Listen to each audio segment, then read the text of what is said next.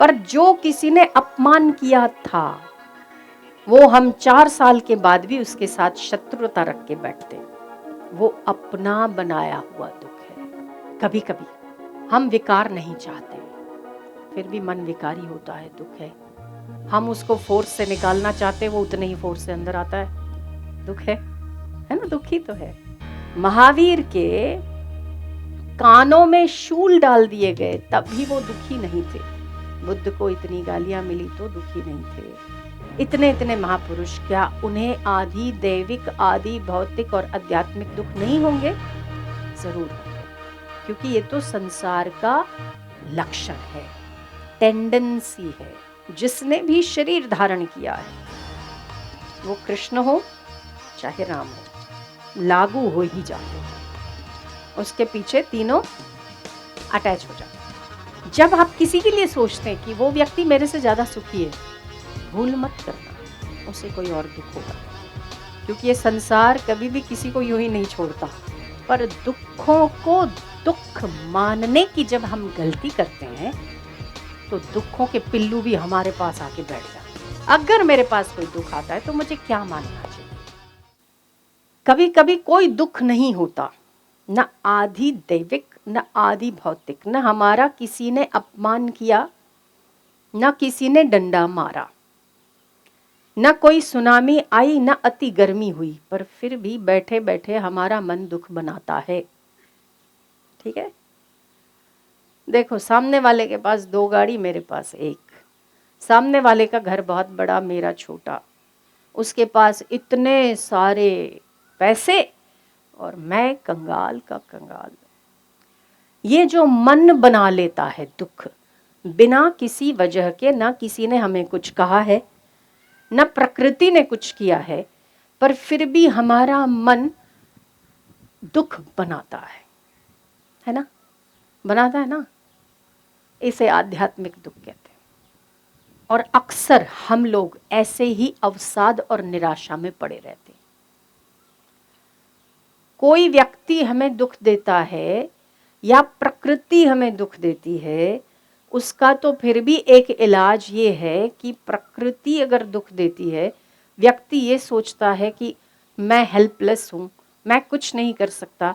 जब प्रकृति ठीक करेगी या परमात्मा ठीक करेगा तो आदमी शरण होता है, कहीं ना कहीं वो ईश्वर की शरण होता है।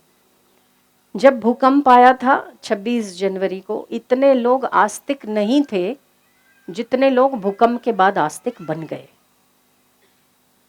इतने लोग हनुमान चालीसा शायद नहीं पढ़ते होंगे जो रस्तों पर बैठकर उस समय पढ़ते थे। क्यों? आदमी आदि दैविक दुखों से व्यक्ति स्वाभाविक ही ईश्वर के प्रति रुचि रखने लगता है। कहीं ना कहीं वो शरण स्वीकार करता है, और जब शरण स्वीकार करता है तो वो दुख थोड़ा कमती हो जाता है, कम हो जाता है, उसका जो फोर्स है वो कम हो जाता है। किसी ने अपमान किया और आप दुखी हुए तो आपने 2 शब्द अपमान के कह दिए, फ्री हो गए।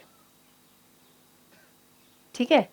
पर जो आप संजोकर रखते हैं दुखों को, जिसे आप, जैसे वो 4 पेट होते हैं ना गाय के, खाना बहुत खा लेती है, बैठकर बाद में जुगाली करती है। तो हम जो जुगाली करते हैं ना दुखों की, वो सबसे ज्यादा बुरा है ना? किसी ने अपमान कर दिया, किसी ने डंडा मारा, उस समय हमें दुख हुआ, हम एक्शन में आ गए और हमने उसको उत्तर दे दिया, खत्म हो गई बात। पर जो किसी ने अपमान किया था, वो हम 4 साल के बाद भी उसके साथ शत्रुता रख के बैठते। किसी ने अपमान नहीं किया तो भी हमारा मन जो अवसाद बनाता है, मेरे पास ये नहीं है, मेरे पास ये नहीं है, और बैठे बैठे आप कभी कभी अपने दैनिक जीवन में आप देखोगे ना तो कुछ भी नहीं होगा ना, फिर भी आप प्रसन्न नहीं होंगे। सब कुछ है आपके पास, सुबह भोजन करते हो ना, दाल चावल सब्जी रोटी खाते हो ना, दिन में 1 टाइम खाना मिलता है आपको, छत है सिर पर, नींद अच्छी आती है ना? 1 साल का भोजन आप राशन भर लो, इतना पैसा है, होगा ही, शायद ज्यादा ही होगा। बेसिक नीड्स हमारी है खाना पीना रहना, मतलब छत और कपड़ा, ये मिल रहा है, फिर भी इंसान परेशान है। वो अपना बनाया हुआ दुख है, किसी ने दिया नहीं है। दुखों के भी कई प्रकार हैं। बार बार भयभीत हो जाना, बेचैन हो जाना, किसी के लिए बेचैनी होना, ये दुख नहीं है क्या? ये परेशानी नहीं है कि आप किसी काम में मन नहीं लगा पा रहे हैं, आप चाह रहे हैं मन लगाना, पर आपको चिंतन जिस चीज़ का हो रहा है आपका मन वहाँ है। आप असमर्थ फील करते हैं अपने आप को, बेसहारा, बेबस, लाचार, है ना? ये दुख है। सिर दुख गया, अभी तो ठीक थे, पेट में दर्द है, क्या ये दुख नहीं है? है। किसी ने कह दिया केवल उतना ही दुख नहीं है, हमारा मन और भी दुख बनाता है। सामने वाले की गाड़ी देखकर क्या मुझे दुख नहीं है? है। उसका बंगला देखकर दुख नहीं, ये हमारे बनाए हुए दुख है। ठीक है। व्यक्ति के पास इतने दुख है, इतने दुख है कि दुखों की लिस्ट बनाने जाओ तो पागल हो जाओ, बहुत दुख है। कभी कभी हम विकार नहीं चाहते हैं, फिर भी मन विकारी होता है, दुख है। हम उसको फोर्स से निकालना चाहते हैं, वो उतने ही फोर्स से अंदर आता है, दुख है ना? दुखी तो है। हम दुखी होना नहीं चाहते, फिर भी हम दुखी होते हैं, ये दुख है। हाँ, हम परेशान होना नहीं चाहते हैं, फिर भी परेशान होते हैं, दुख है। कितने प्रकार के दुख है। अब सबका इलाज क्या? उपाय तो हो गई, समस्या बाद में बनती है, समाधान पहले होता है। दुख बाद में आते हैं, उसका उत्तर पहले होता है। तो सबसे पहले पोस्टमैन आपके घर में आता है और आपको कोई पोस्ट देता है, आप वो पोस्ट लेते हो, आपकी साइन होती है, ठीक है? कुछ पार्सल आता है, कुरियर आता है, पोस्टमैन साइन करवाता है, ठीक है? और अगर आपको कोई नोटिस आती है और आपको लगता है कि इसमें गड़बड़ है, तो आप क्या करोगे? रिसीव क्या करोगे? रिसीव नहीं करोगे, सिग्नेचर स्टैम्प अपना नहीं लगाओगे। तो क्या होगा? जब आपके पास दुख आए तो उसे एक्सेप्ट, रिसीव मत करो, डोंट रिसीव। क्या होगा? वापस चला जाएगा। रिसीव ही मत करो। मुझे दुख है ये एक्सेप्ट ही मत करो। तो पर दुख है ना, आपने स्वीकार किया ना। मैं कैसे मान लूं कि मैं दुखी नहीं हूं? मैं हूं, तो आपने माना, इसीलिए हो, है ना? नहीं मानोगे तो नहीं होगा। महावीर के कानों में शूल डाल दिए गए, तब भी वो दुखी नहीं थे। उनके कानों में शूल डाल के उनके कानों को बड़ा कर दिया गया, तब भी वो दुखी नहीं थे। बुद्ध को इतनी गालियां मिली तो दुखी नहीं थे। इतने इतने महापुरुष, क्या उन्हें आदि दैविक, आदि भौतिक और आध्यात्मिक दुख नहीं होंगे? जरूर होंगे, क्योंकि ये तो संसार का लक्षण है, टेंडेंसी है। आग की टेंडेंसी क्या है? तपाना, टेंडेंसी है। आपको पता है आग के पास जाने से झुलसना स्वाभाविक है। बर्फ की टेंडेंसी क्या है? शीतलता देना। तो संसार की टेंडेंसी क्या है? दुख देना। आध्यात्मिक, आदि भौतिक, आदि दैविक और आध्यात्मिक, ये तीनों दुख जिसने भी शरीर धारण किया है, वो कृष्ण हो चाहे राम हो, लागू हो ही जाते, उसके पीछे तीनों अटैच हो जाते। जैसे आप मेल भेजते हो ना, मेल के साथ कुछ अटैच कर देते हो तो चला जाता है उसके पास।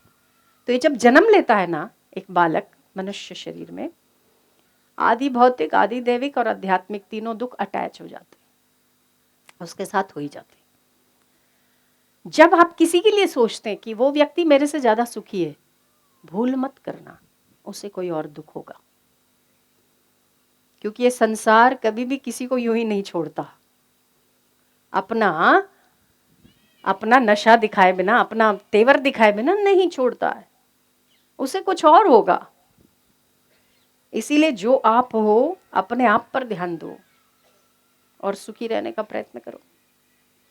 कितना ही चाहे बड़े पद पर आसीन क्यों ना हो जाए, शिव जी की कथा ले लो। शिव जी सबसे श्रेष्ठ महादेव, महादेव है ना, देवों के देव, देवों के पूज्य, मनुष्यों के पूज्य महादेव। भगवान विष्णु महादेव को अपना एक नेत्र कमल दे देते हैं, ऐसे महादेव। और पत्नी को कहते हैं कि दक्ष के यज्ञ में मत जा, पत्नी जिद पर अड़कर बैठ गई, मैं जाऊंगी। भगवान होकर उसकी पत्नी बात नहीं मानती है ना, दुखी तो है। बेटे को खड़ा किया बाहर, अब गला काट दिया, दुख नहीं है ना? हाँ, बताओ दुख नहीं है? कितना बड़ा दुख है। तो दुख, बेचारी पार्वती को भी दुख, बेटे को मुश्किल से पैदा किया, अपनी संकल्प शक्ति लगाई, एक धड़ाके में सिर काट के अलग कर दिया। कार्तिकेय देखो, बनती नहीं है, विचार ही नहीं मिलते, तो अपना दक्षिण भारत में सेट हो गए, है कि नहीं? दुख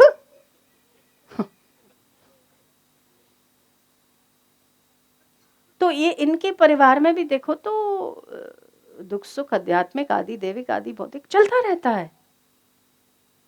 तो कौन सा शिव जी परेशान हुए? जा भाई, तो तुझे नहीं मिलता तो तू अपना दक्षिण ले ले।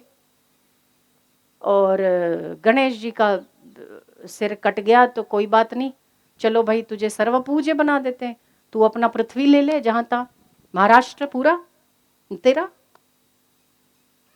है कि है ना। दुख कहाँ नहीं है, पर दुखों को दुख मानने की जब हम गलती करते हैं तो दुखों के पिल्लू भी हमारे पास आके बैठ जाते हैं। मैं दुखी हूं ये मानना ही सबसे बड़ी भूल है। तो पर दुखी हूं तो मानूंगा ही ना, तो मानता रहे तो दुखी होता रहेगा। तो मुझे क्या मानना चाहिए? अगर मेरे पास कोई दुख आता है तो मुझे क्या मानना चाहिए? मुझे मानना चाहिए ये परमात्मा का दिया हुआ उपहार है। सुख देता है तो क्या मैंने कभी सवाल किया है कि तूने मुझे ही क्यों चुना? जब मैंने तब सवाल नहीं किया तो मैं आज सवाल करने का अधिकारी नहीं हूं कि तूने मुझे ही क्यों चुना। तूने चुना है क्योंकि मैं तेरा हूं, इसीलिए चुना है। या दूसरा उपाय कि अगर इस सृष्टि में परमात्मा के अलावा और कुछ उत्पन्न ही नहीं होता तो फिर दुख किसका, सुख किसका, जड़ता किसकी, चेतनता किसकी, सृष्टि किसकी, आप किसके किसके? मारो ना गोली, दुख है सुख है, मरे जाके जो है वो, मैं तो मौज में हूं क्योंकि मैं तेरा हूं। ऐ बात, पेट भरा रहेगा, एक गोलगप्पा भी नहीं जाएगा चाहे आपको कितना पसंद हो। अब भी आपको 100 पानी पूरी खिलाई जाए, 25 के बाद आपका पानी बाहर निकलेगा। व्यक्ति का पेट भरा हो तो कितनी ही व्यंजन की चीजें दे दो पसंद की, आप उसकी ओर देखना भी पसंद नहीं करोगे। ठीक है, हम आपसे कहते हैं आपका पेट है ना, ईश्वर के भाव से भरा रखो, तो चाहे दुख आए चाहे अपमान आए आपको एक्सेप्ट ही नहीं है। परमात्मा से पेट भरा रखो, पेट भरा रहेगा ना, बाकी चीजों पर ध्यान नहीं जाएगा।